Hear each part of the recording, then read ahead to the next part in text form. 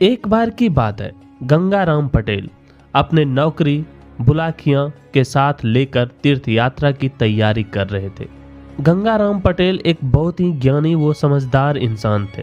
तो बुलाखिया ने उनसे कहा, पटेल जी, मैं आपके साथ तीर्थ यात्रा पर अवश्य चलूंगा, किंतु वहां जाने से पहले आपको मेरी एक शर्त स्वीकारनी होगी।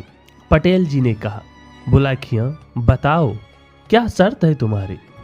बुलाखिया ने कहा, तीर्थ यात्रा के दौरान यदि रास्ते में मैं आपसे कोई सवाल पूछता हूं तो आपको उसका उत्तर मुझे देना होगा, अन्यथा मैं वापस आ जाऊंगा। तो पटेल ने कहा, मुझे स्वीकार है। फिर दोनों एक ही घोड़े पर सवार होकर अपनी तीर्थ यात्रा के लिए चल दिए। चलते चलते दिन ढलने लगा था। रात की काली छाया चारों तरफ फैल चुकी थी। तब वे एक नगरी के पास पहुंचे। नगरी को देख पटेल ने कहा, बुलाखिया, आज की रात हम यहीं ठहरेंगे। दोनों ने अपनी सर्वसहमति से वहां ठहरने का निर्णय किया और अपना टेंट लगा लिया। टेंट लगाने के पश्चात पटेल ने बुलाखिया से कहा, अब तुम नगरी में जाओ और कुछ खाने पीने का सामान ले आओ। बुलाखिया ने सहमति में अपना सिर हिलाया और पैसे लेकर नगरी की तरफ चल दिया। जैसे ही बुलाखिया नगरी के मुख्य द्वार पर पहुंचा तो वहां उसने एक अचंभित कर देने वाला दृश्य देखा, जो उसके भीतर सवाल खड़े कर रहा था। उसने देखा, नगरी के मुख्य द्वार पर एक बकरा बंधा हुआ था और सभी आने जाने वाले उस बकरे के सिर पर 5-5 जूते मारकर आ जा रहे थे। यह दृश्य देखकर बुलाखिया नगरी के अंदर जाने लगा तो पहरेदारों ने उसे रोक लिया और बोले, यदि आपको नगरी के अंदर जाना है तो इस बकरे के सिर पर 5 जूते मारने होंगे। अगर आप ऐसा नहीं करते तो आपको नगरी में प्रवेश करने की अनुमति नहीं दी जाएगी। बुलाखिया बड़े अचंभे में था, लेकिन नगरी में प्रवेश करने के लिए उसने भी बकरे के सिर पर 5 जूते मारे और नगरी में प्रवेश कर गया। ऐसे ही वापस आते हुए भी 5 जूते मारे और सामान लेकर पटेल के पास आ गया। वापस आकर बुलाखिया ने तुरंत खाना बनाया और पटेल जी को खिलाकर खुद भी भोजन कर लिया। वह सारा कार्य जल्द से जल्द निपटाना चाहता था ताकि उस बकरे के बारे में जान सके, जिसने उसके मन में सवालों का पहाड़ खड़ा कर दिया था। तो रात को सोते समय बुलाखिया पटेल जी के पैरों के पास बैठ गया और पैर दबाते हुए बोला, पटेल जी, जब मैं नगरी के मुख्य द्वार पर पहुंचा तो वहां मैंने एक पीड़ादायक दृश्य देखा जो मुझे नहीं भाया। इस नगरी के लोग कितने क्रूर और पत्थर दिल हैं, जो अपना गुस्सा किसी बेजवान जानवर पर निकालते हैं। पटेल जी ने कहा, तुमने क्या देखा, मुझे साफ साफ बताओ। बुलाखिया ने कहा, जब मैं नगरी में गया तो मैंने देखा कि मुख्य द्वार पर एक बकरा जंजीरों से बंधा हुआ था और सभी आने जाने वाले उसके सिर पर 5 जूते मार रहे थे।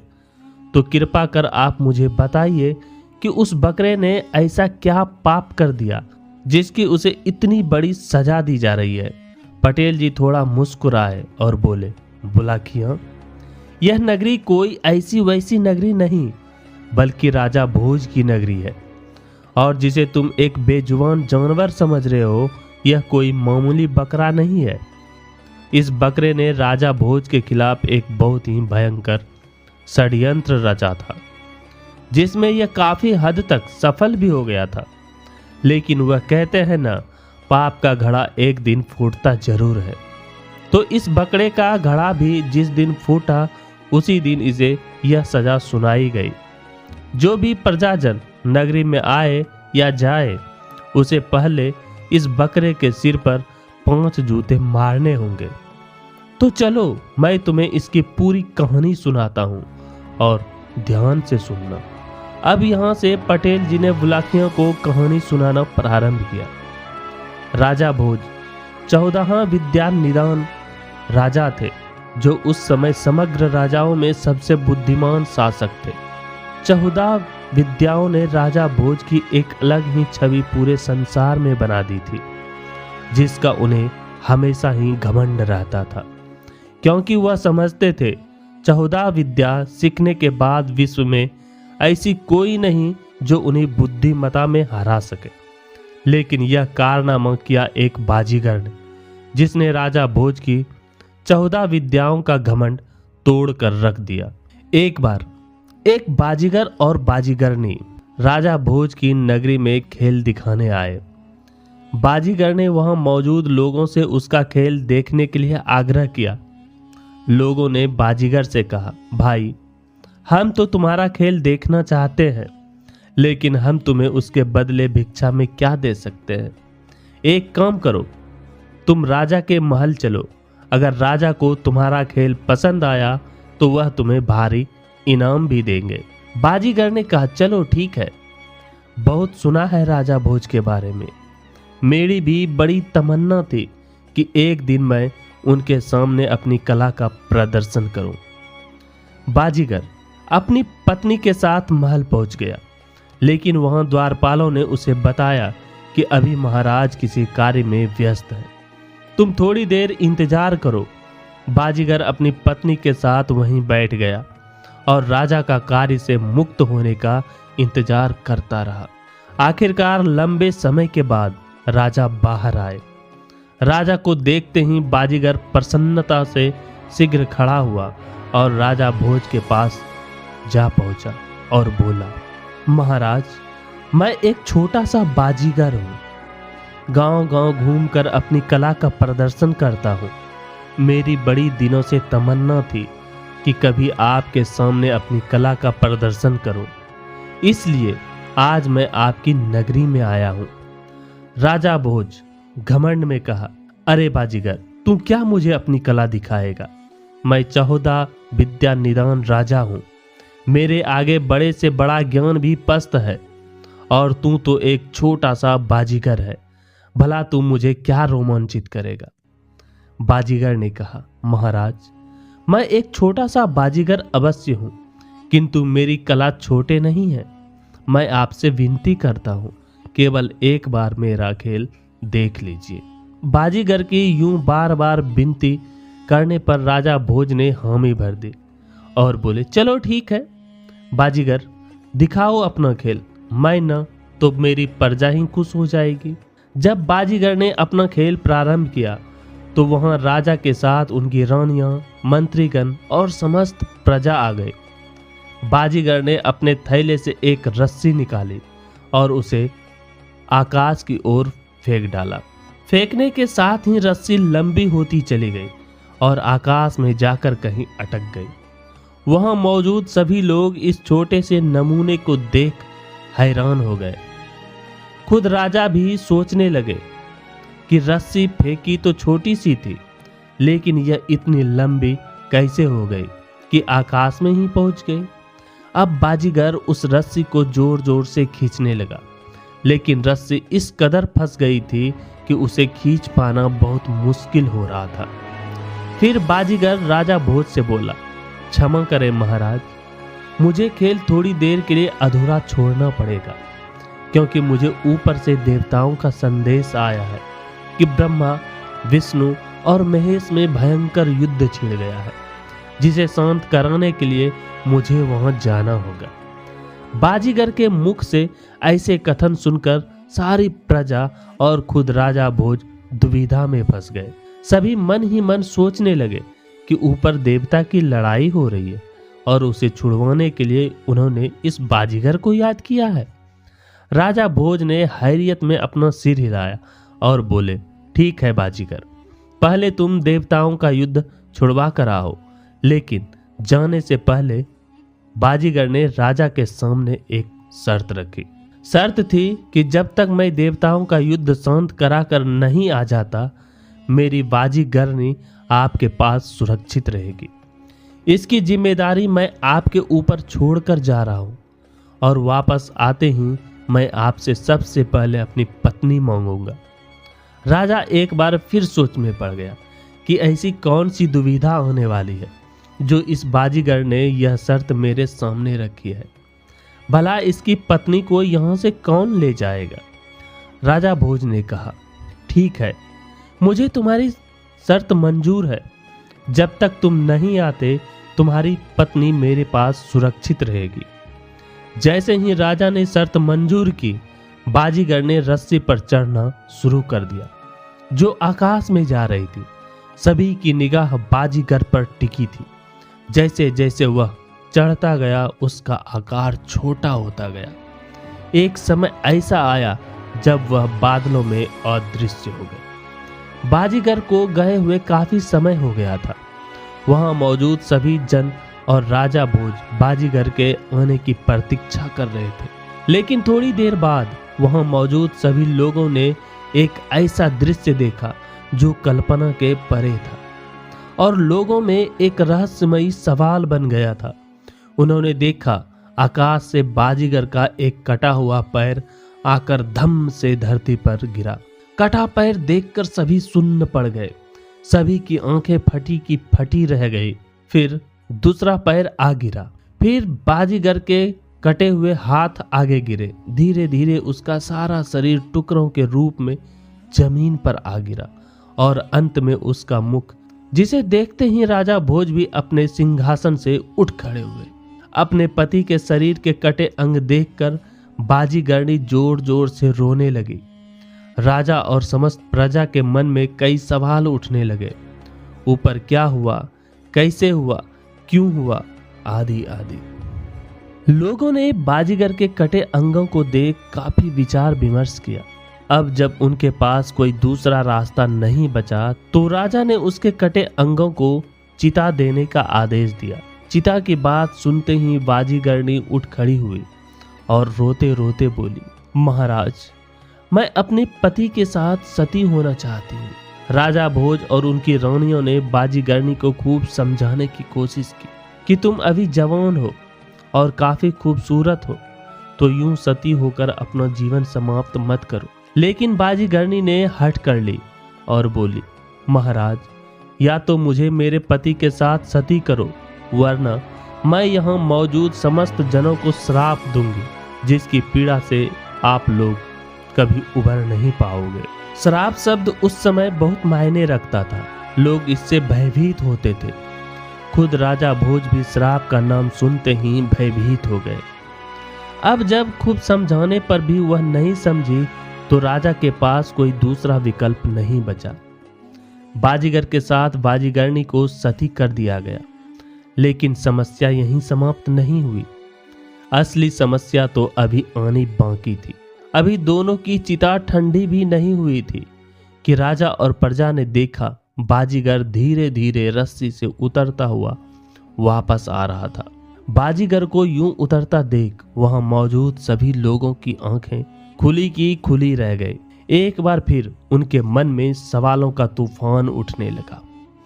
अब बाजीगर नीचे पहुंच गया और राजा भोज के सामने आकर बोला, तो बताइए महाराज, कैसी लगी आपको मेरी कला? मैं आकाश में जाकर वापस आया हूँ। राजा और प्रजा एक मूर्ति की अवस्था में बाजीगर को देखते रहे। किसी की भी आवाज मुख से नहीं निकली। सभी लोग एक पल बाजीगर को देखते और एक पल उसकी चिता को, जो अभी तो ठंडी भी नहीं हुई थी। अब बाजीगर थोड़ा गुस्सा होने लगा और बोला कि मैंने इतना अच्छा खेल का प्रदर्शन किया और कोई भी मेरी प्रशंसा नहीं कर रहा है। जब किसी के मुख से बाजीगर के लिए प्रशंसा के स्वर नहीं निकले तो उसने कहा, ठीक है महाराज, यदि आपको और आपकी प्रजा को मेरी कला अच्छी नहीं लगी तो मैं आपसे कुछ भिक्षा के आस भी नहीं रखना चाहता। हम किसी दूसरी नगरी में जाकर अपनी कला का प्रदर्शन करेंगे। आप मेरी बाजीगरनी को बुला दीजिए, जिसको मैं आपके पास सुरक्षित छोड़कर गया था। राजा भोज एक पत्थर की मूर्ति की तरफ बाजीगर को देखते रहे। बाजीगर अपनी पत्नी को ढूंढने लगा, लेकिन जब काफी ढूंढने पर भी वह नहीं मिली तो बाजीगर ने क्रोध में आकर राजा भोज पर कलंक लगाना शुरू कर दिया। अब राजा को अपनी चुप्पी तोड़नी पड़ी, क्योंकि कोई भी राजा अपने ऊपर यूं लांछन लगते हुए नहीं देख सकता। राजा भोज ने कहा, तुम्हारी पत्नी तो तुम्हारे साथ सती हो गई थी। राजा ने बाजीगर को उसके जाने के बाद सारी कहानी बताई। बाजीगर, महाराज, आप एक कपटी और झूठे राजा हैं। जरूर आपने ही मेरी पत्नी को कहीं छुपा दिया होगा। राजा भोज ने कहा, भला मैं तुम्हारी पत्नी को क्यों छुपाऊंगा? बाजीगर ने कहा, क्योंकि आप मेरी पत्नी को अपनी रानी बनाना चाहते हैं। मेरी बाजीगरनी जैसी सुंदर और रूपवती स्त्री पूरे संसार में नहीं है। नो ही आपकी कोई रानी इतनी सुंदर है। आप एक चरित्रहीन राजा हैं। सारी प्रजा सुन्न होकर बैठी रही। राजा भोज ने उसे बार बार समझाने की कोशिश की कि मेरा विश्वास करो, मैंने तुम्हारी पत्नी को कहीं नहीं छुपाया। वह तुम्हारे साथ ही सती हुई है। अब तुम अचानक आकर अपनी पत्नी मांगोगे तो मैं कहां से ला कर दूंगा? बाजीगर ने कहा, मैं नहीं जानता था कि एक 14 विद्या निदान राजा भी इस कदर झूठ बोल सकता है। मैं स्वयं आपके सामने जिंदा खड़ा हूं, तो मेरी पत्नी सती कैसे हो सकती है? या फिर आपके मन में कपट आ गया? मेरे जाते वक्त आपने मेरी शर्त अनुसार मुझे वचन दिया था कि जब तक मैं नहीं आता आप मेरी पत्नी को सुरक्षित रखेंगे, और अब जब मैं अपनी पत्नी वापस मांग रहा हूँ तो आप नाटक कर रहे हैं। मुझे आपसे कुछ भी भिक्षा या दान नहीं चाहिए। आप केवल मेरी पत्नी मुझे लौटा दीजिए। राजा भोज ने कहा, बाजीगर, तुम्हें जो सजा मुझे देनी है तुम दे सकते हो, किंतु मैं मरे हुए प्राणी को जिंदा नहीं कर सकता। बाजीगर ने कहा, महाराज, यदि मैंने अपनी पत्नी आपके महल से निकाले तो आप क्या करोगे? राजा भोज ने कहा, यदि तुमने बाजीगरनी मेरे महल से निकाल दी तो यह सारा राजपाट मैं तुम्हारे नाम कर दूंगा, और यदि तुम बाजीगरनी को मेरे महल से नहीं निकाल सके तो तुम क्या करोगे? तो बाजीगर ने कहा, महाराज, यदि मैं अपनी बाजीगरनी को आपके महल से नहीं निकाल सका तो जितना राजपाट आपका है इससे 2 गुना मैं आपको दूंगा। राजा ने हामी में अपना सिर हिलाया। बाजीगर ने महल में प्रवेश करने के लिए अपने कदम बढ़ाए। उसके पीछे राजा भोज, उनकी रानियां, मंत्रीगण और समस्त प्रजा भी बाजीगर के पीछे पीछे महल में पहुंच गए। महल में पहुंचते ही बाजीगर ने जोर से आवाज लगाई, बाजीगरनी, कहाँ हो तुम? आ जाओ, हम चलते हैं। ऊपर से आवाज आई, आती हूँ जी।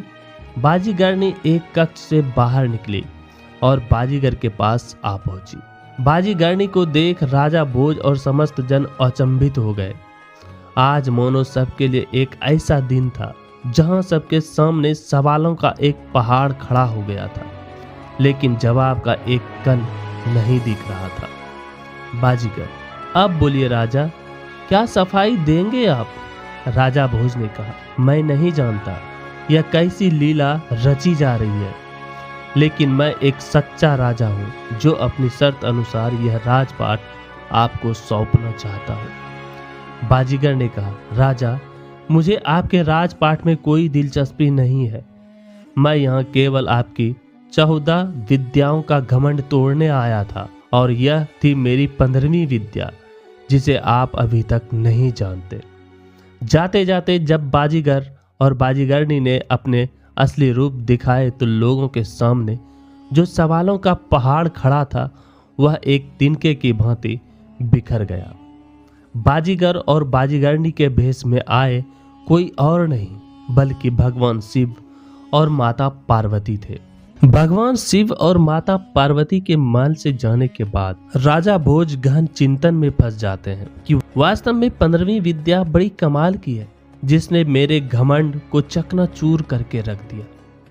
अब राजा के आगे एक समस्या थी कि इस विद्या को कैसे सीखा जाए।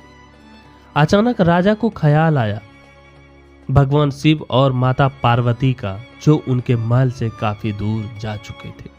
राजा तुरंत अपनी गद्दी से खड़े हुए और भागते भागते महल के बाहर पहुंचे। फिर उस दिशा में अपने कदम बढ़ाते हैं जहां से भगवान शिव और माता पार्वती जा रहे थे। दूर से ही राजा को वे दोनों नजर आए। उनके पास जाते ही राजा भोज भगवान शिव और माता पार्वती के चरणों में गिर गए और बोले, हे कृपानिधान, आप मेरी समस्या का समाधान करके जाएं।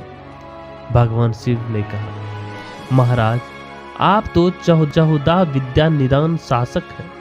दूर दूर तक आपके नाम की छवि है, फिर आपको क्या समस्या हो सकती है। राजा भोज ने कहा, हे कृपानिधान, वह मेरी बहुत बड़ी भूल थी, मुझे क्षमा करें।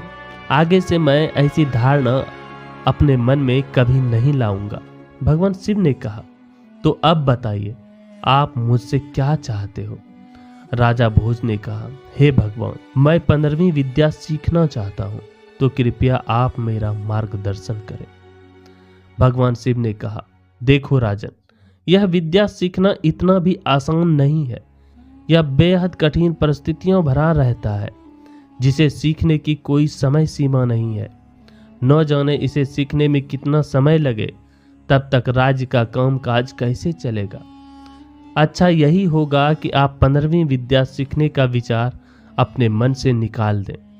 राजा भोज ने कहा, नहीं नहीं महाराज, चाहे कितना भी कठिन से कठिन कार्य हो मैं करूँगा, चाहे कितना भी वक्त लग जाए मैं वक्त निकालूंगा, कृपया आप मुझे रास्ता दिखाएं।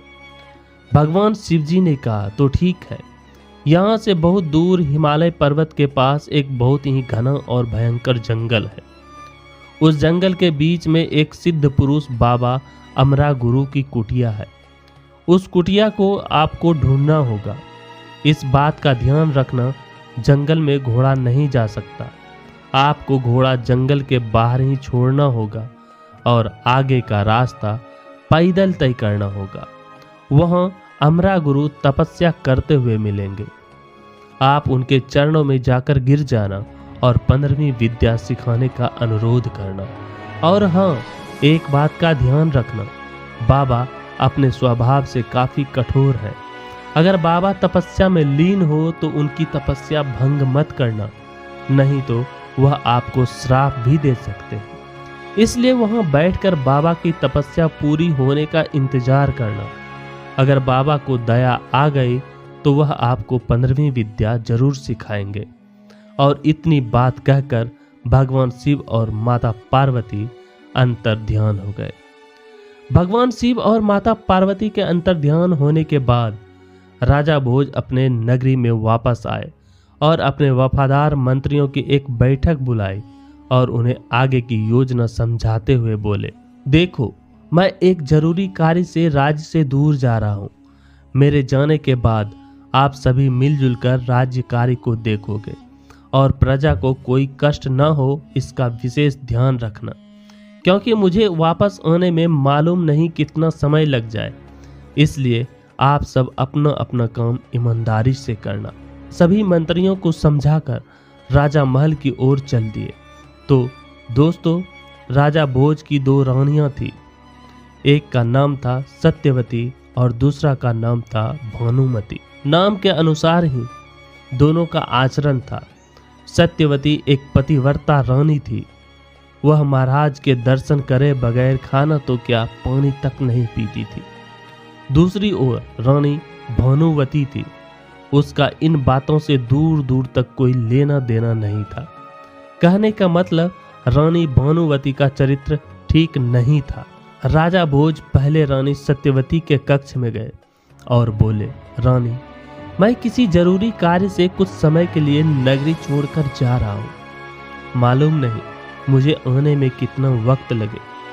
यह वक्त 1 वर्ष का भी हो सकता है और 12 वर्ष का भी, या फिर उससे ज्यादा का भी हो सकता है। इसलिए मैं आपको सलाह देता हूँ, मेरे वापस आने तक आप सावधानी से रहना।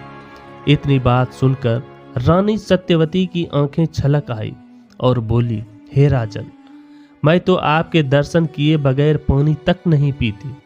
भला इतना लंबा समय मैं आपके बिना कैसे बिता पाऊंगी, जिसमें आपके आने की कोई समय सीमा भी निश्चित नहीं। कृपया आप मुझे भी अपने साथ लेकर चलिए। राजा भोज, नहीं रानी, मैं आपको साथ लेकर नहीं जा सकता, क्योंकि मैं जिस कार्य से जा रहा हूँ वहां पर स्त्रियों का जाना वर्जित है। तो कृपया आप मेरे काम में बाधा न डालें। सत्यवती ने कहा, महाराज आप तो जानते ही हैं कि आपके दर्शन किए बगैर मैं भोजन तो क्या पानी तक नहीं पीती, चाहे मेरे प्राण ही क्यों न निकल जाए। राजा भोज ने कहा, ठीक है, इस समस्या का समाधान मेरे पास है।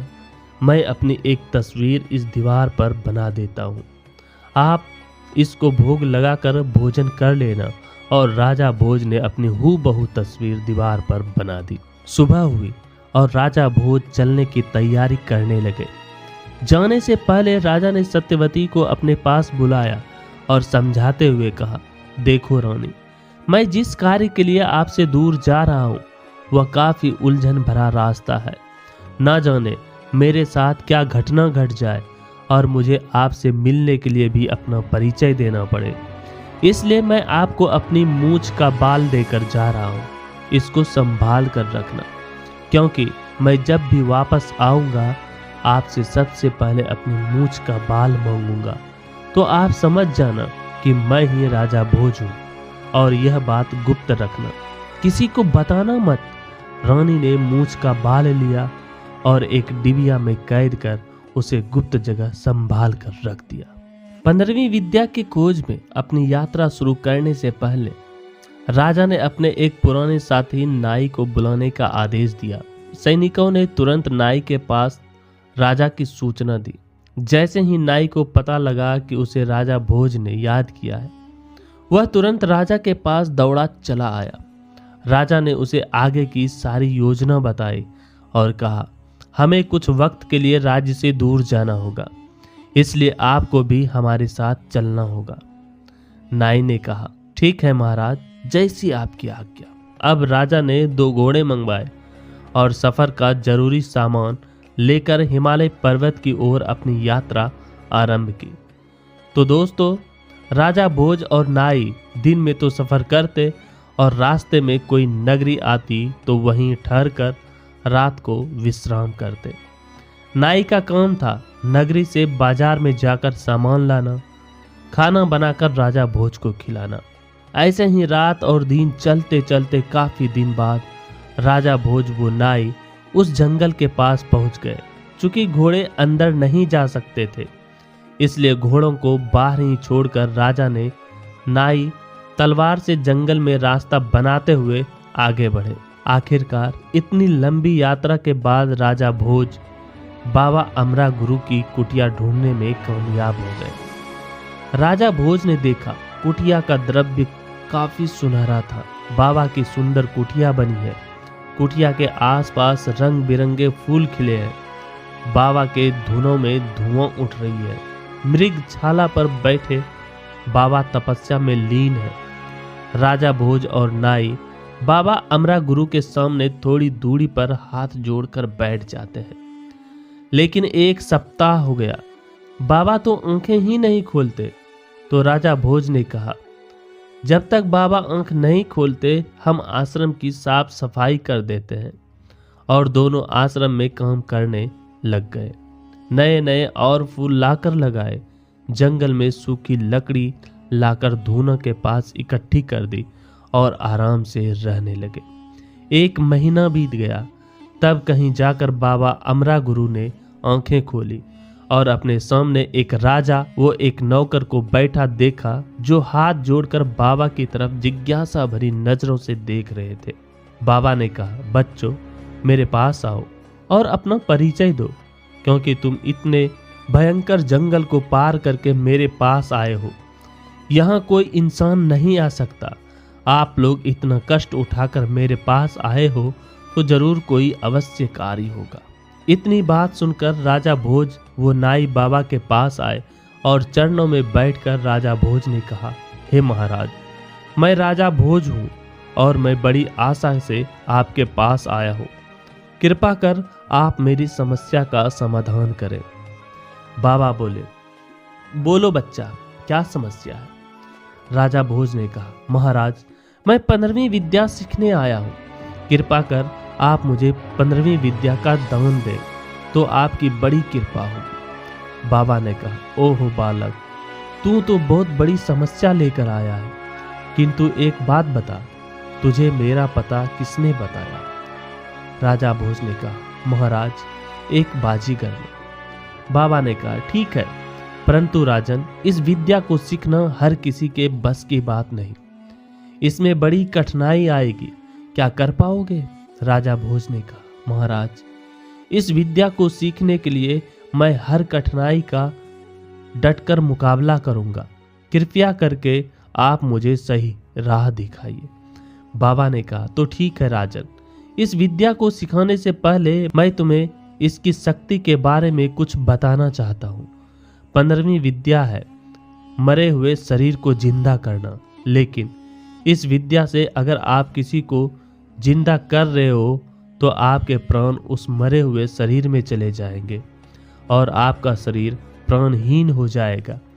फिर आप जब भी चाहो अपने शरीर में वापस आ सकते हो। कहने का मतलब है, आप किसी भी मरे हुए प्राणी को जिंदा करते हो तो आपका शरीर मर जाएगा और आप जब अपने शरीर में वापस आओगे तो दूसरा शरीर मर जाएगा। और हाँ, इस विद्या को सीखते वक्त आपको केवल एक समय भोजन मिलेगा। वक्त की इसमें कोई समय सीमा निश्चित नहीं है, मालूम नहीं कितना लग जाए। क्या तुम्हें मंजूर है? राजा ने कहा, ठीक है बाबा, आप जो भी कहोगे मैं करूंगा, मुझे आपकी हर बात मंजूर है। बाबा ने कहा, कल सुबह से आपकी शिक्षा आरंभ हो जाएगी। दूसरी सुबह बाबा ने राजा भोज को अपने सामने बैठा लिया और मंत्र सिखाना आरंभ कर दिया। अब राजा भोज का 15वीं विद्या सीखने का सिलसिला शुरू हो चुका था, लेकिन इसी के साथ शुरू हुआ एक भयंकर समस्या का सिलसिला, जिससे राजा अभी अनजान थे।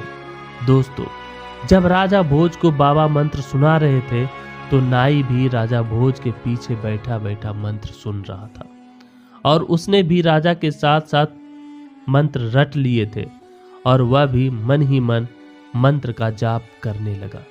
ऐसे ही राजा भोज की शिक्षा 12 वर्ष तक चली।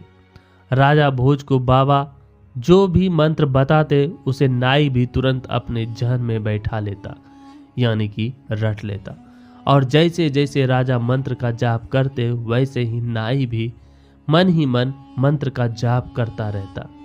कहने का मतलब 12 वर्षों में राजा भोज 15वीं विद्या सीख गए और साथ साथ नाई भी सीख गया। फिर एक दिन ऐसा भी आया कि बाबा ने कहा, राजन, अब आपकी विद्या पूर्ण हो गई। अब आप अपने राज्य जाकर अपने राज्य का काम संभाल सकते हैं। और हाँ, एक बात का ध्यान हमेशा रखना, कभी भी इस विद्या का गलत इस्तेमाल मत करना।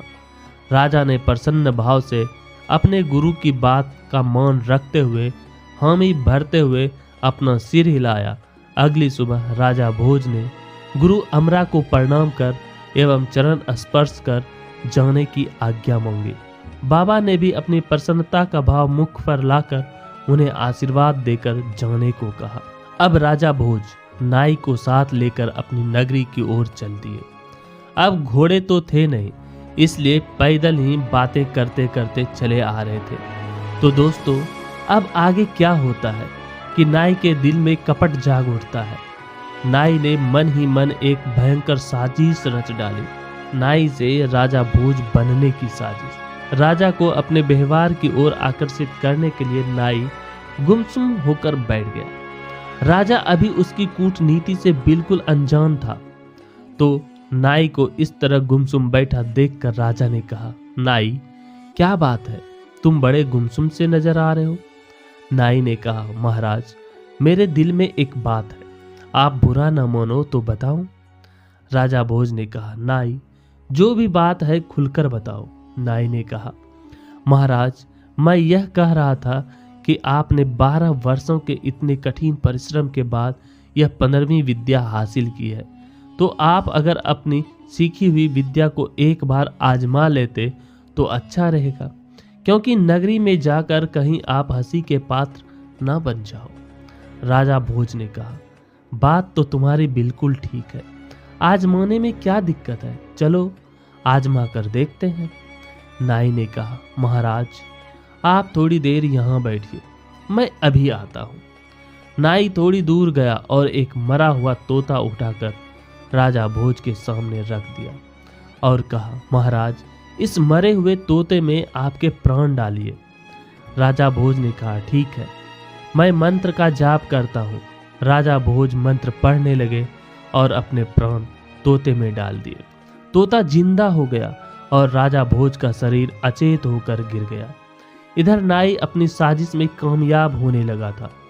उसने मौके का फायदा उठाया और तुरंत मंत्र पढ़कर अपने प्राण राजा भोज के शरीर में डाल दिए। अब नाई का शरीर भी अचेत होकर गिर गया। कहने का मतलब है, राजा भोज तोता बन गया और नाई राजा भोज बन गया।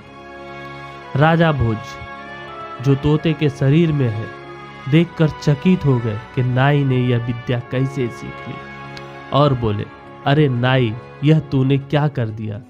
तू मेरे शरीर में क्यों आ गया?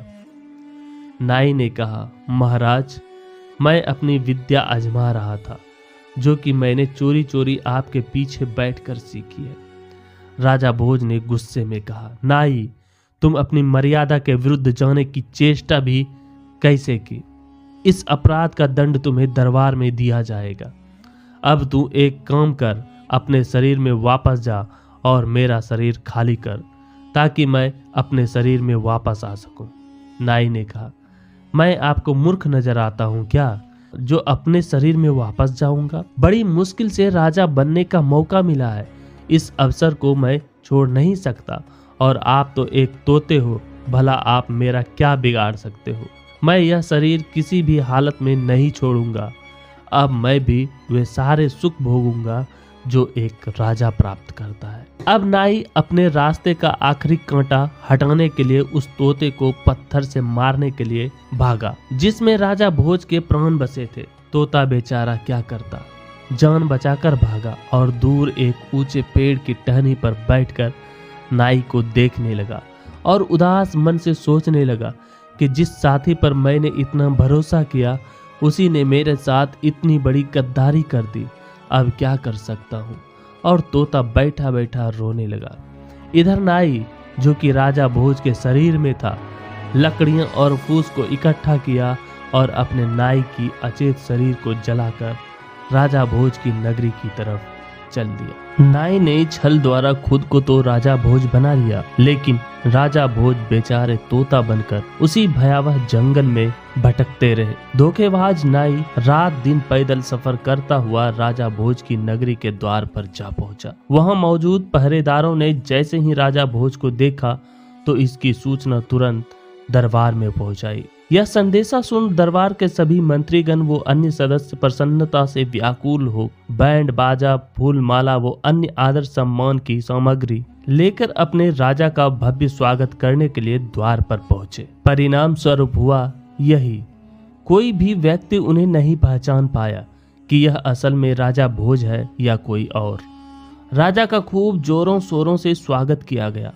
उनके आने की खुशी में महल को एक सुंदर दुल्हन की तरह सजा दिया गया। पूरे राज्य में सूचना पहुंचा दी गई कि महाराज अपना जरूरी कार्य निपटाकर 12 वर्ष बाद अपनी नगरी में वापस लौटे हैं। चूंकि नाई महल में मौजूद सभी मंत्रीगण और अन्य सदस्यों को पहले से ही जानता था, इसलिए उसे उनके साथ विचार विमर्श करने में किसी भी उलझन का सामना नहीं करना पड़ा। सभी लोग इतने लंबे समय के बाद अपने राजा से विचार विमर्श कर काफी प्रसन्न थे। दरबार में सभी जन से अच्छी तरह मिलजुल कर राजा भोज, जो कि असल में नाई था, महल की ओर चल दिया। महल के द्वार पर पहुंचा तो वहां काफी सुंदर छवि की बांदियां यानी कि नौकरानी उसका स्वागत करने के लिए अपने हाथों में आरती की थाली और फूल लिए खड़ी थी। लेकिन राजा बना नाई रानी को वहां मौजूद न देखकर बोला, रुक जाओ बांदियों, हम तब तक अंदर नहीं आएंगे जब तक कि हमारी रानी सत्यवती हमारा स्वागत करने नहीं आ जाती। राजा का आदेश सुन तुरंत रानी सत्यवती को बुलाया गया। रानी सत्यवती अपने हाथों में आरती की थाली लेकर वहां चली आई, किंतु रानी सत्यवती वहां आकर चुपचाप एक तरफ खड़ी हो गई। तब राजा भोज बना नाई ने कहा, क्या बात है रानी, क्या आप हमें देखकर खुश नहीं हैं? हम कितने वर्ष बाद आपके पास वापस लौटे हैं। नजदीक आइए, हमारी आरती करिए और खुशी खुशी हमें अपने कक्ष में लेकर चलिए। सत्यवती कहती है, महाराज, मैं आपकी आरती भी करूंगी और खुशी खुशी आपको हमारे कक्ष में भी लेकर चलूंगी, किंतु आप पहले हमें यह बताइए, जब आप जरूरी कार्य से जा रहे थे तब हमें क्या कहकर गए थे। राजा, जो राजा भोज बने हुए थे, कहता है, रानी, ऐसी बेवकूफी भरी बातें आप पर शोभा नहीं देती। भला 12 वर्ष पहले की छोटी मोटी बातें याद थोड़ी रहती है। आप आइए, हमारी आरती करिए। सत्यवती कहती है, कभी नहीं, पहले आप हमें उस वार्ता का परिचय दीजिए, तभी हम आपको अंदर आने की अनुमति देंगे। राजा बने नाई ने मन ही मन सोचा, यह रानी तो बहुत ही तेज और उलझी हुई लगती है, यहाँ तो दाल गलने वाली नहीं है। फिर नाई ने अपना रुख भानुवती के महल की तरफ कर लिया। जब नाई रानी भानुवती के महल के द्वार पर पहुंचा तो देखा कि भानुवती पहले से ही राजा के स्वागत के लिए आरती का थाल लेकर खड़ी थी। वह राजा को इतने लंबे समय के बाद देखकर काफी प्रसन्न थी। उसने खुशी खुशी उसकी आरती की और अपने कक्ष में ले गई। रानी भानुवती के महल में नाई ने खूब सुख सुविधाओं का आनंद लिया। धीरे धीरे आधी रात हो गई। भानुवती को तो नींद आ गई, किंतु नाई को कहाँ नींद आने वाली थी। अब उसके जहन में एक डर बैठा जा रहा था, एक चिंता सताए जा रही थी। वह चिंता थी उस तोते की, क्योंकि उस तोते में खुद राजा भोज बसे थे, जो मनुष्य की भांति बोल सकते थे। अब उसका यही डर था कि कहीं वह तोता उड़ता उड़ता नगरी तक न आ पहुंचे, कहीं मेरे सारे भेद न खुल जाए। इस समस्या से निदान पाने के लिए नाई एक खतरनाक योजना बनाने लगा। यहाँ तो नाई अपनी बुद्धि का परिचय देते हुए योजना पर योजना बनाने लगा। दूसरी तरफ राजा भोज, जो बेचारे अभी भी एक तोता बनकर उसी बियाबान जंगल में भटक रहे थे। तो आइए अब एक नजर डालते हैं उस तोते पर, जो बेचारा भूख और प्यास के कारण इधर उधर भटक रहा था। तोता पानी की तलाश में भटकने लगा। आखिरकार वह एक बावड़ी पर पहुंचा, जहां पर 99 तोते पहले से ही रहते थे। 99 तोतों ने देखा आज बावड़ी पर एक नया ही तोता आया है और कुछ ज्यादा ही प्यासा है। बेचारा पानी पिए ही जा रहा है। उस नए तोते को देख सारे तोते खुश हो गए और आपस में बातें करने लगे कि चलो इससे दोस्ती करते हैं। अगर यह हमारा दोस्त बन गया तो हम पूरे 100 तोते हो जाएंगे। फिर सारे तोते राजा भोज बने हुए तोते के पास आ गए और अपनी तोतिया भाषा में राजा भोज से बातें करने लगे, हाल चाल पूछने लगे। चूंकि राजा भोज 15वीं विद्या निदान थे, तो वह तोतों की भाषा भी जानते थे। राजा भोज ने उन्हें तोतिया भाषा में बताया कि देखो दोस्तों, मैं अकेला हूँ और मेरा कोई परिवार भी नहीं है। मैं दुनिया भ्रमण के लिए निकला हूँ। अब जब आप सब मुझसे दोस्ती करना चाहते हो तो मैं तैयार हूँ। मैं आप सब के साथ ही रहूंगा। सारे तोते बहुत ही खुश हुए और हंसी खुशी सब एक साथ रहने लगे। अब प्रतिदिन राजा भोज उन्हें अच्छी अच्छी बातें बताता और किस्से कहानियां सुनाता। इस कारण सभी तोते सोचते कि यह तोता बहुत ही समझदार है। इसके आने के बाद हमें पानी की तलाश में भी कहीं नहीं भटकना पड़ता है। यह हमें उसी जगह लेकर जाता है जहां पानी तैयार मिलता है। इस कारण सभी तोते राजा भोज की इज्जत करने लगे और एक दिन ऐसा भी आया जब सारे तोतों ने मिलकर राजा भोज को अपना मुखिया घोषित कर दिया। अब जब राजा भोज उन तोतों के साथ जुड़ गए तो उन सब का समय अच्छा गुजरने लगा, क्योंकि एक 15 विद्या निदान तोता उनके बीच मौजूद था, जो किसी भी समस्या को आने से पहले ही भांप लेता था। उसके रहने से सभी तोते सुरक्षित महसूस करने लगे। लेकिन अब इन सभी तोतों के आगे आने वाली थी एक ऐसी समस्या जिसने इन्हें वन वन भटकने और अपनी जान बचाकर भागने पर मजबूर कर दिया। यहाँ राजा भोज बने नाई की योजना बनकर तैयार हो चुकी थी। उसने अपने राज्य में घोषणा करवाई कि सभी मंत्रियों से कह दो, महाराज का हुक्म है, तुरंत सभा लगाई जाए। महाराज की घोषणा सुनते ही सभी मंत्रीगण, द्वारपाल, सेनापति और रानियां दौड़े चले आए। जब सभी सभा में मौजूद हो गए तो राजा ने आदेश दिया कि जहां तक हमारे राज्य की सीमा है वहां तक प्रजाजनों में संदेश भिजवा दो कि राजा का हुक्म है, जो भी नर नारी बूढ़ा जवान तोता मारकर हमारे पास लाएगा उसे एक तोते के बदले एक सोने का सिक्का दिया जाएगा। जो 2 लाएगा उसे 2, जो 10 लाएगा उसे 10 और जो 50 लाएगा उसे 50 सोने के सिक्के दिए जाएंगे। राजा का यह हुक्म सुनकर सभी दरबारी अचंभित हो गए कि यह राजा को क्या हो गया, अचानक तोते मरवाने का आदेश दे रहे हैं। किंतु सभी केवल सोच सकते थे, कुछ पूछ नहीं सकते थे, क्योंकि यह राजा का हुक्म था। पर जो भी हो, जैसे ही यह समाचार प्रजाजन में पहुंचा तो सभी निठल्ले लोग तोते पकड़ने निकले। शाम तक कोई 1 तोता लेकर दरबार में आ रहा था, कोई 2, कोई 10। जो जितनी संख्या में तोते लाता उसे उतनी ही सोने के सिक्के दिए जाते। अब यह समाचार धीरे धीरे आसपास के नगरों में भी फैल गया कि फलां राजा एक तोता मारने के बदले में एक सोने का सिक्का दे रहा है। बेचारे तोते समझ नहीं पा रहे थे कि हमारा कसूर क्या है, हमें क्यों मरवाया जा रहा है। अब यह समाचार धीरे धीरे राजा भोज के पास भी पहुंच गया कि राजा नाई ने तोते मरवाने का हुक्म दिया है। वह चौकन्ना हो गया और सभी 99 तोतों को बुलाकर बोला, होशियार हो जाओ, मुसीबत हम पर आने वाली है। सभी तोते बेचारे डरे सहमे राजा भोज बने तोते पर आस लगाए बैठे रहे और बोले, प्रधान जी, हमें तो आप जैसा सुझाव देंगे हम उसी का पालन करेंगे। कृपा करके आप ही हमारा मार्ग तय करें। राजा भोज पर अब 99 तोतों की सुरक्षा का भार था। वह अपनी चतुराई से उन सभी दोस्तों को बचाते रहे, लेकिन होनी को कुछ और ही मंजूर था।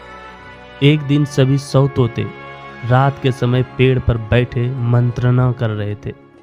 तभी उनमें से एक तोते ने देखा एक शिकारी अपने कंधों पर धनुष, बाण एवं कमर पर दरात बांधे और हाथ में बोरा लिए उनकी दिशा में बढ़ा चला आ रहा था। उसने तुरंत अपने प्रधान यानी राजा भोज को इसकी सूचना दी। शिकारी को यूं आता देख राजा भोज ने तुरंत एक योजना बनाई और सभी तोतों को समझाया, देखो, उड़ने की गलती बिल्कुल भी मत करना, क्योंकि इसके हाथ में धनुष बाण है।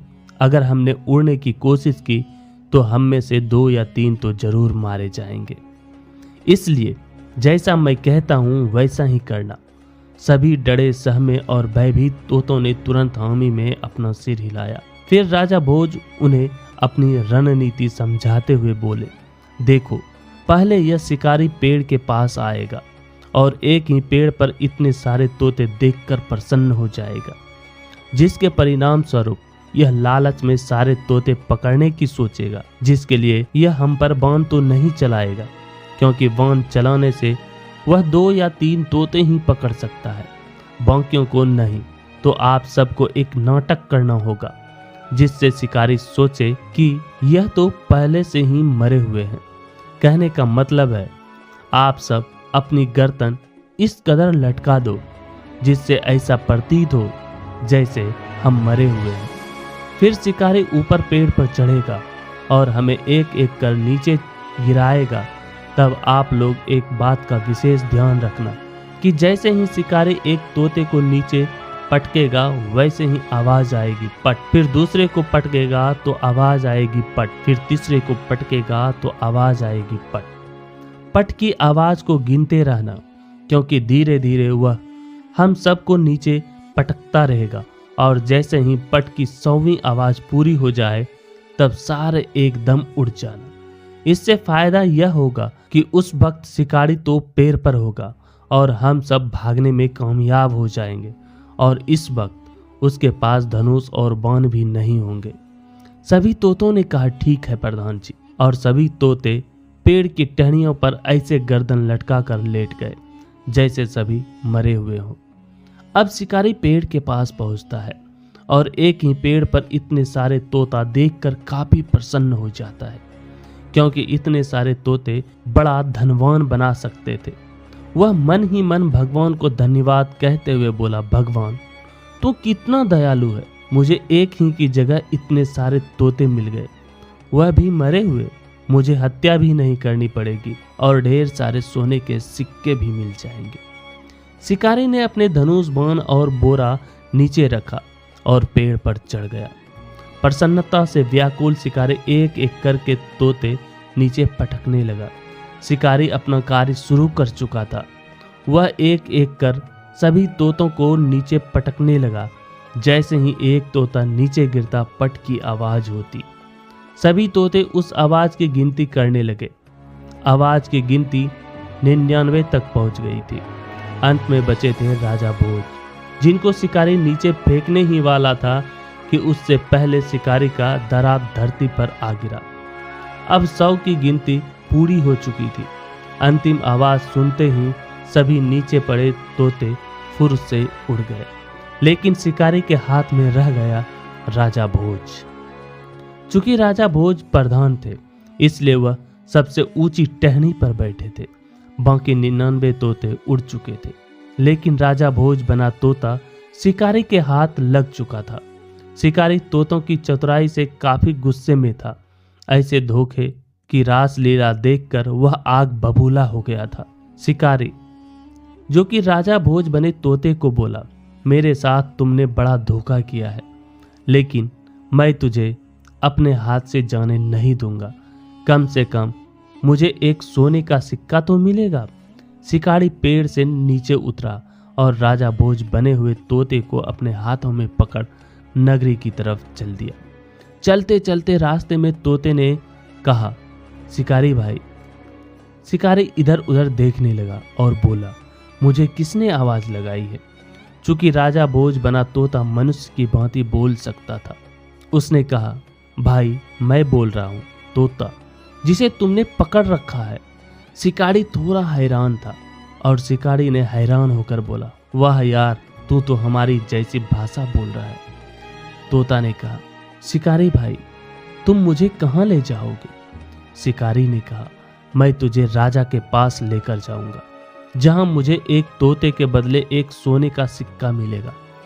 तोता ने कहा, भाई तुम मुझे राजा के पास लेकर मत जाओ, इसकी जगह तुम मुझे किसी सेठ के पास लेकर चलो।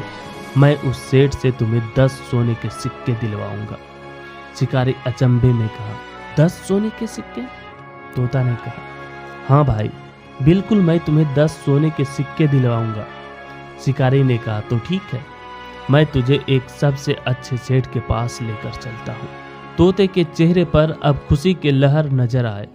शिकारी उसे लेकर एक सेठ के पास पहुंच गया, जहां जाकर शिकारी बोला, सेठ जी, यह तोता मैंने जंगल से पकड़ा है, जिसे मैं आपको बेचना चाहता हूं।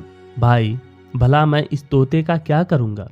इसे ले जाकर राजा को दे दो, तुझे एक सोने का सिक्का मिल जाएगा। शिकारी ने कहा, लेकिन यह तोता कहता है कि मुझे राजा को नहीं, अपितु किसी सेठ को बेच दो। आप खुद ही इससे बात कर लो। सेठ बड़े अचंभे में था। क्या यह तोता बोलता है? शिकारी ने कहा, जी सेठ जी, यह तोता बोलता है, बहुत ही समझदारी भरी बातें करता है। तो सेठ ने कहा, ठीक है, अंदर लेकर आ जा। फिर सेठ शिकारी वो तोते को अंदर लेकर गया और बैठकर तोते से विचार विमर्श करने लगा। तोते ने कहा, सेठ जी, आप मुझे 10 सिक्कों में इस शिकारी से खरीद लीजिए। मैं इन 10 सिक्कों के बदले आपको 1 लाख सिक्कों की आमदनी करवा कर दूंगा। अगर आप मुझे नहीं खरीदोगे तो यह शिकारी मुझे राजा को सौंप देगा और वहां मुझे समाप्त कर दिया जाएगा। सेठ अचंभित था, क्योंकि एक तोता उसके सामने बैठकर इतनी समझदारी भरी बातें कर रहा था। सेठ ने तुरंत 10 सिक्के निकाले और शिकारी को दे दिए। अब तोते ने शिकारी से कहा, शिकारी, अपने ईमान पर रहना, किसी को बताना मत कि मैंने फलां सेठ को तोता बेचा है। शिकारी ने हामी भरी और खुशी खुशी अपने घर चला गया। अब सारा मामला शांत होने के बाद सेठ ने तोते से कहा, भाई, तू मेरी लाखों की कमाई भला कैसे करवा सकता है? तोते ने कहा, देखो सेठ जी, मैं जैसा कहता हूँ वैसा आप करते जाओ, आपके पास धन की वर्षा होने लग जाएगी। सेठ ने कहा, ठीक है, बता अब मैं क्या करूं? तोते ने कुछ सोचते हुए कहा, देखो सेठ जी, कल तुम गुड़ खरीद लो, जितना भी खरीद सकते हो खरीद लो, क्योंकि एक सप्ताह बाद गुड़ का भाव 2 गुना हो जाएगा। सेठ ने ऐसा ही किया और पूरे शहर का गुड़ खरीद लिया। दूसरे सप्ताह आया तो वास्तव में गुड़ का भाव 2 गुना हो चुका था। उसने वही गुड़ 2 गुने भाव में बेच दिया। अब सेठ को 2 गुना मुनाफा हुआ। इस मुनाफे से सेठ बड़ा खुश था कि वास्तव में यह तोता तो बड़ा ही ज्ञानी और समझदार है। सेठ तोते को बड़ा ही प्यार से रखने लगा, उसे प्रतिदिन अच्छा अच्छा खाना खिलाता और उसके लिए सभी जरूरत का सामान लाने लगा। तो दोस्तों, सेठ रोज तोते से सलाह मशवरा करता और जो बात तोता कहता सेठ वही करता। तोता सेठ को सलाह देते हुए कभी रुई खरीदने के लिए कहता तो कभी लोहा खरीदने को, कभी चीनी खरीदने को। मतलब धीरे धीरे सेठ की सभी तिजोरियां भरने लगी। अब सेठ बड़ा खुश था। तो एक दिन सेठ तोते से कहने लगा, तोता भाई, मैं तेरी वजह से आज माला माल हो गया हूँ। तू बता आज क्या चाहता है? मैं तेरे लिए कुछ भी करने को तैयार हूँ। सेठ की इतनी बात सुनकर तोता उदास हो गया। सेठ ने कहा, तोता भाई, तू उदास है? बता मुझे क्या बात है? धीरे धीरे तोते की आंखों से आंसू टपकने लगे। तोते की आंखों में आंसू देखकर सेठ ने कहा, तोता भाई, मुझे माफ कर दे। मैं अपनी कमाई के चक्कर में आज तक तेरा दुख दर्द तो पूछ ही नहीं पाया, लेकिन अब तेरी वजह से मेरे पास बहुत धन हो गया है। अब तू अपने बारे में बता। तोते ने कहा, देखो सेठ जी, किसी को बताना मत, मैं अपने बारे में आपको सारी बात बताता हूँ। सेठ ने कहा, तू मेरा विश्वास कर तोते भाई, मैं किसी को नहीं बताऊंगा। तो तोते ने कहा, सेठ जी, मैं वास्तव में कोई तोता नहीं बल्कि राजा भोज हूँ। फिर तोते ने बाजीगर से लेकर 15वीं विद्या तक की सारी बात सेठ को बता दी और अंत में तोते ने कहा कि यह तोता मार अभियान भी मुझे खत्म करने के लिए ही बनाया गया है। सेठ पूरा किस्सा सुन दंग रह गया और तोता बने राजा भोज के पैरों में गिर गया। गिरकर कहने लगा, महाराज, मुझे माफ कर दो, मुझसे बड़ी गलती हुई है। मैंने इतने बड़े महाराज को एक नौकर की तरह रखा। कृपया मुझे क्षमा करें और मेरे लायक कोई सेवा हो तो मुझे अवश्य बताएं। तोते ने कहा, आपकी कोई गलती नहीं है, ये तो मुझे मेरे कर्मों का दंड मिल रहा है, लेकिन आप कुछ कर सकते हो तो मुझे किसी भी तरीके से एक बार छुपाकर रानी सत्यवती के पास पहुंचा दो, तो आपकी बड़ी कृपा होगी। सेठ ने कहा, ठीक है महाराज, मैं किसी भी तरीके से आपको रानी सत्यवती के महल तक जरूर पहुंचाऊंगा, चाहे मुझे कितने भी खतरों का सामना क्यों ना करना पड़े। सेठ अपने वचन अनुसार राजा भोज बने तोते को रानी सत्यवती से मिलाने के लिए काफी आतुर था। फिर एक दिन उसने योजना बनाई और तोते को अच्छी तरह छुपाकर राजा भोज की नगरी की तरफ चल दिया। 2-4 दिन की पैदल यात्रा करने के बाद वह राजा भोज की नगरी में पहुंच गया और रानी सत्यवती के महल के बाहर जाकर बैठ गया, क्योंकि यह मसला इतना गंभीर था कि वह हर किसी से इसके बारे में बात नहीं कर सकता था। सेठ को फूंक फूंक कर अपने कदम रखने पड़ रहे थे, लेकिन सेठ करे तो क्या करे।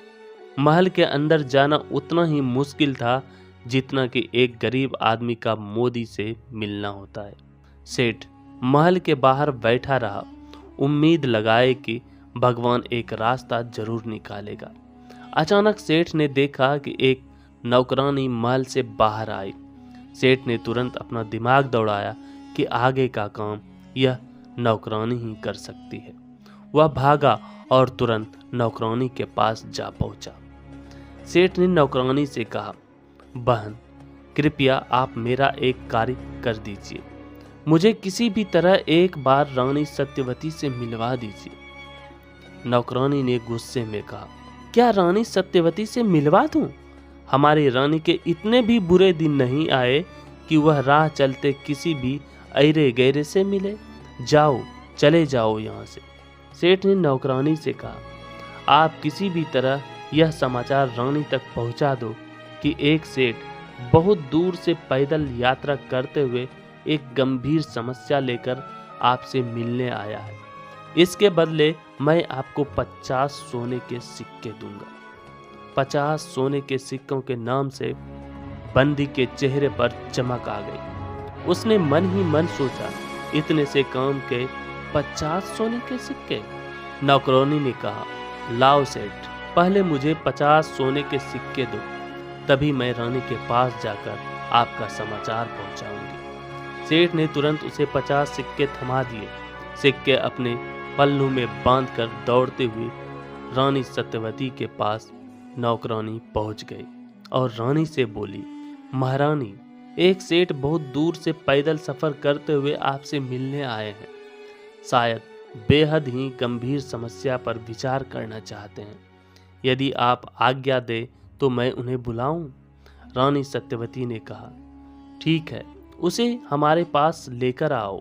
नौकरानी भागी भागी गई और सेठ को रानी सत्यवती के महल के भीतर ले आई। जब सेठ रानी के पास पहुंचा तो रानी ने देखा कि सेठ की आंखें छलक रही थी।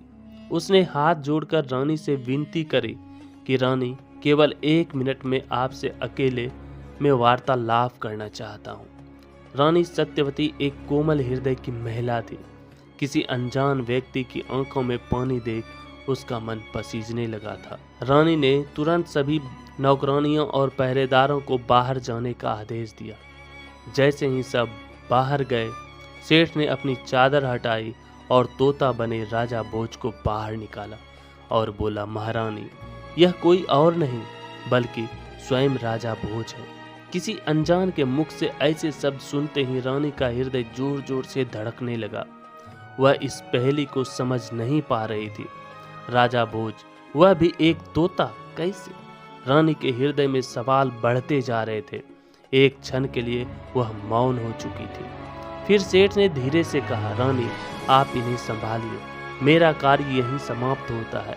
बाकी की सारी दास्तां स्वयं राजा भोज, जो तोता बना बैठा है, आपको बता देंगे। रानी अपने हृदय को सराहती हुई बोली, रुको सेठ, जब तक कि यह सिद्ध नहीं हो जाता कि यह राजा भोज है, आप यहीं रहेंगे। यदि आपकी बात सच साबित हुई तो राजा भोज की आने की खुशी में आपके नाम पर एक भव्य समारोह किया जाएगा, और यदि आप हमारे साथ कोई मजाक कर रहे हैं तो आपको ऐसा दंड दिया जाएगा जिसकी कल्पना आपने कभी नहीं की होगी। रानी और सेठ की इतनी बातें सुनकर उस पीछे बैठे तोते ने धीरे से कहा, रानी, क्या आज भी आपके पास हमारी मूंछ का बाल सुरक्षित रखा है? यह कथन सुनते ही रानी बोलती बोलती एकदम सुन्न पड़ गई और धीरे धीरे अपनी नजरें उस तोते की तरफ घुमाई, जिसकी आंखों से जिज्ञासा के आंसू बह रहे थे।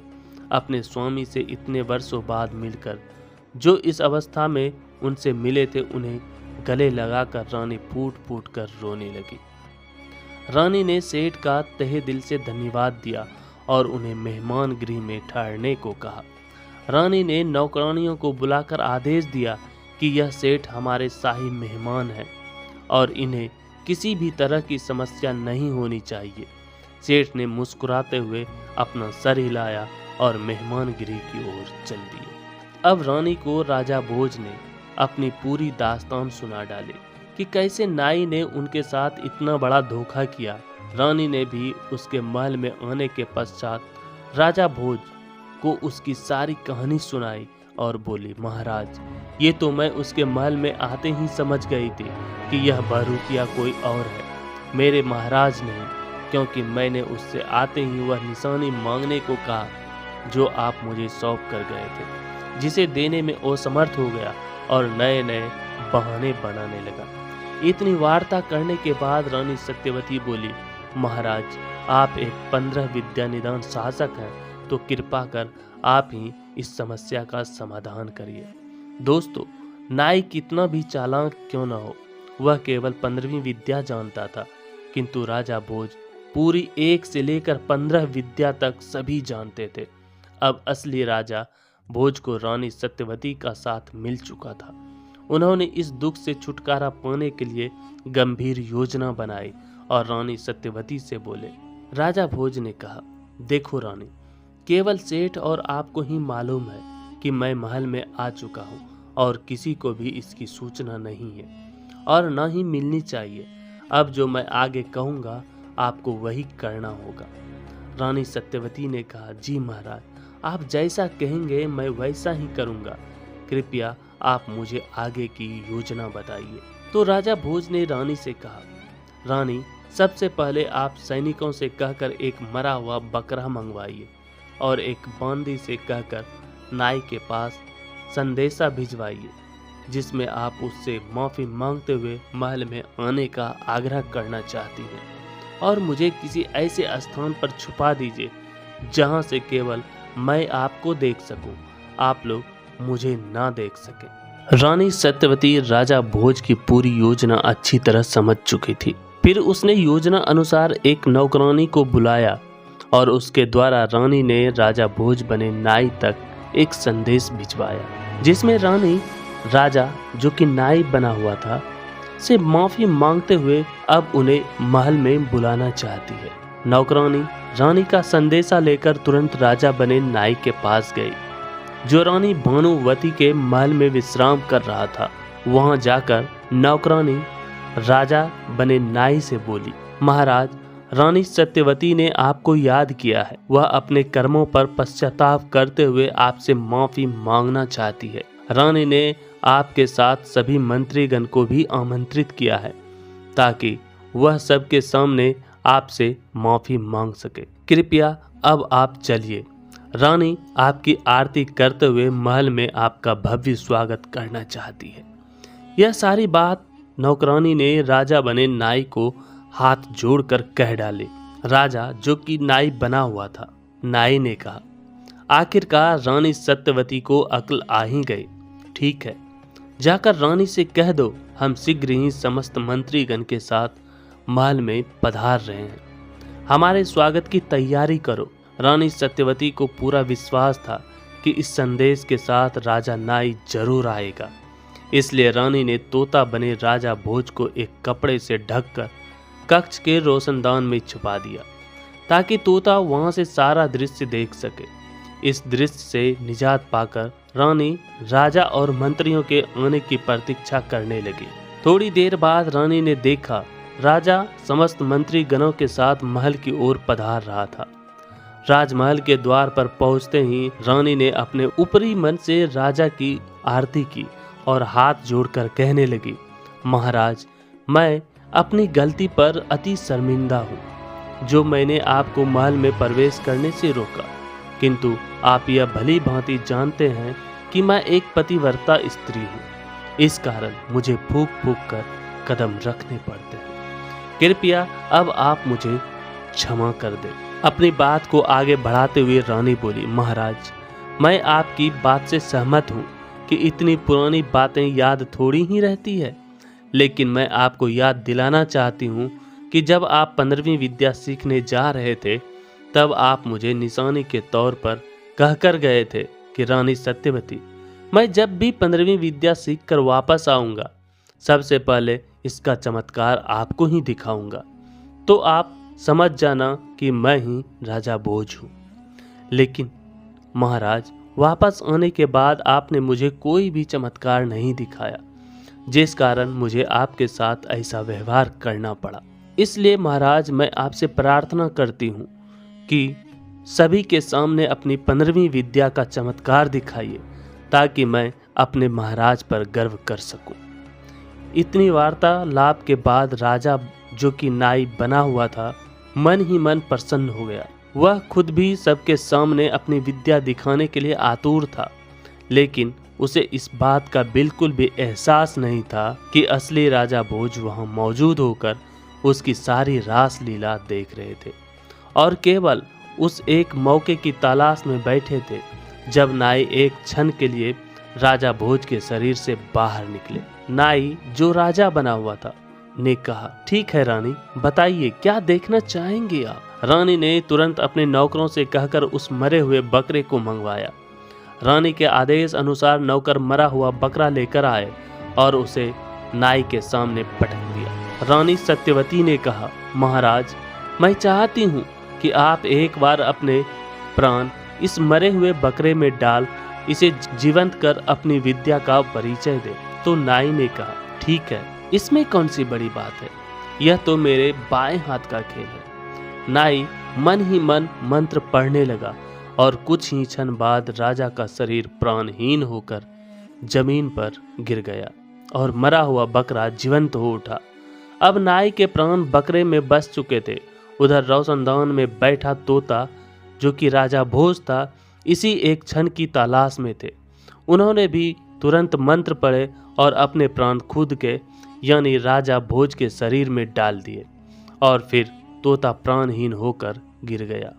वहां मौजूद समस्त जन अचंभे में थे कि यह क्या हो रहा है। अचानक राजा भोज ने कहा, जो कि अपने असली रूप में आ चुके थे, बेड़ियां लाओ, मोटी मोटी जंजीरें लेकर आओ, इस बकरे को अच्छी तरह से बांधो ताकि यह भाग न पाए।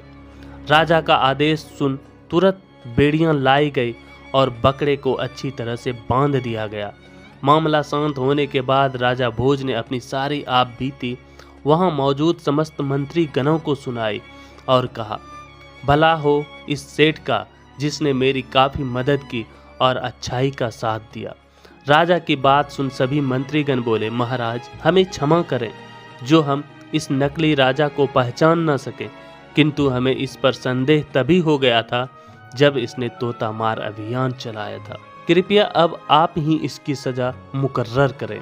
राजा भोज ने कहा, इसके लिए मृत्युदंड पर्याप्त नहीं है, इसे हम ऐसी सजा देंगे जिससे यह सारी जिंदगी पछताता रहेगा। इस बकरे को नगरी के मुख्य द्वार पर बांध दिया जाए और समस्त प्रजाजन में यह घोषणा करा दिया जाए कि राजा का आदेश है, जो भी प्रजाजन नगरी से बाहर जाएगा वह इसके सिर पर 5 जूते मारकर ही जाएगा और कोई अंदर आएगा वह भी 5 जूते मारकर ही आएगा। ऐसा ही हुआ। बकरे को नगरी के मुख्य द्वार पर बांध दिया गया और वहां पहरेदार बैठा दिए गए।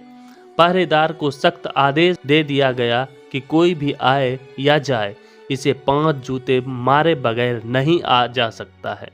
इधर राजा भोज ने मरे हुए तोते का अंतिम संस्कार बहुत ही सादर सम्मान के साथ करवाया। अब राजा भोज ने अपना राज्यपाट भी खुशी खुशी संभाल लिया था।